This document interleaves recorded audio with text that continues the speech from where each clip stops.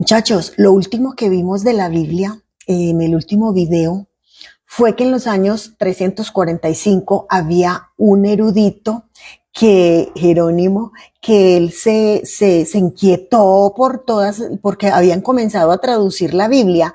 Y entonces él decía que, bueno, vamos a ver si esto sí es verdad, y se puso a estudiar idiomas, y lo agarró el Papa Dámaso y le dijo que le tradujera los 4 evangelios, los salmos y algunos otros libros del Antiguo Testamento. Y esa traducción que hizo Jerónimo fue la que empezó a usar la Iglesia Católica Romana, y esa era la que usaban.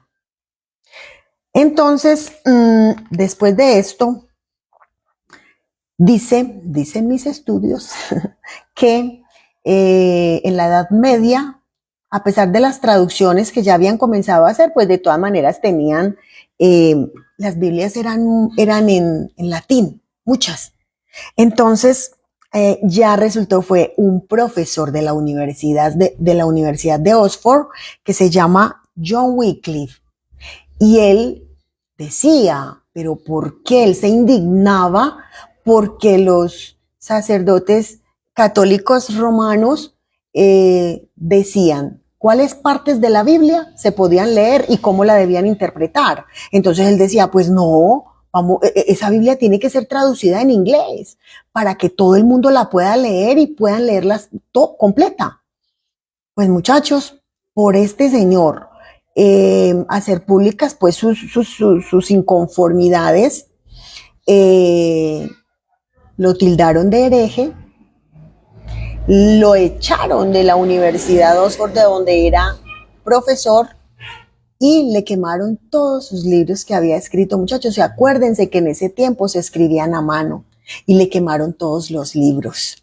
Después de esto, un seguidor de él, de Wycliffe, en 1415, él también se empezó a pronunciar acerca de las inconformidades que él tenía también. Él decía que por qué los sacerdotes tenían que ser tan codiciosos, tan inmorales y tan ambiciosos. Pues mijito, a este sí lo quemaron en la hoguera. También lo acusaron de hereje. Después, los seguidores de Wycliffe sacaron la Biblia, la tradujeron en inglés, como quería él. Y obviamente también los atacaron. Les prohibieron esa Biblia la prohibieron. Pero ellos alcanzaron a sacar cientos de copias, y las vendieron muchas copias en secreto. De todas maneras, como la gente no sabe, no era mucha la gente que sabía leer y escribir, ellos se dedicaron a salir, a andar, a contarle a las personas lo que decía la Biblia, porque no la dejaban tener, ni tampoco muchos no sabían leer.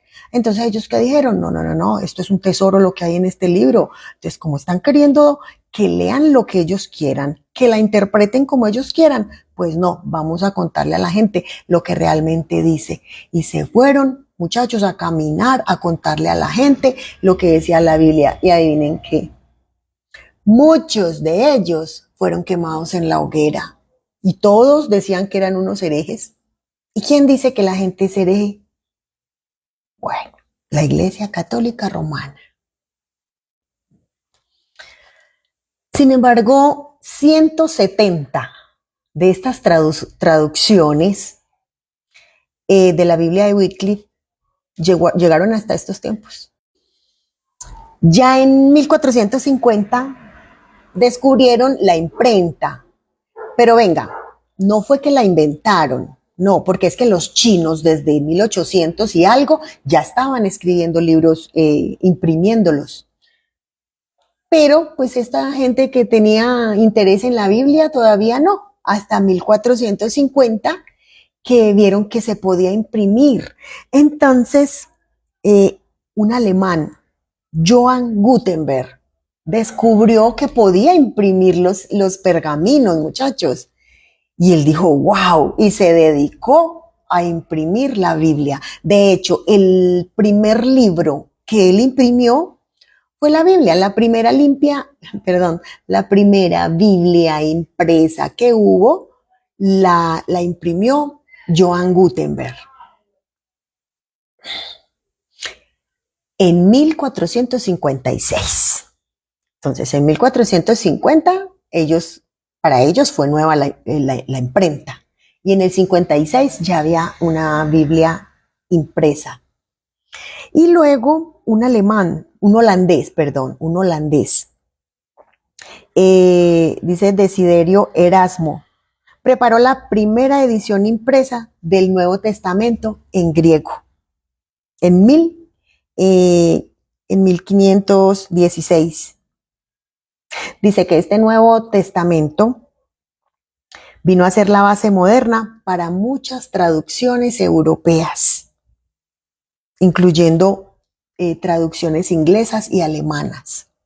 Entonces, mire cómo hemos adelantado en este proceso. Cuando al principio eran rollos en papiro, en pergamino, en un metal que era muy delgaditico. De ahí fueron pasando y ahora ya llegamos a la impresión de la Biblia. Y mire el monopolio. Desde el principio, venga, tradúzcame estos libros. Y lo usaban solo los sacerdotes en la Iglesia Católica Romana. Empezaron a manipular de una vez las enseñanzas de la Biblia. Entonces, como dicen por ahí, cacumen. A ver, ¿quién es el que monopoliza o las personas que monopolizan la lectura de la Biblia? La Biblia es libre para que cualquier persona la pueda leer, la pueda entender. Pídele al Espíritu Santo que se la enseñe a leer, a entender, y la puede entender.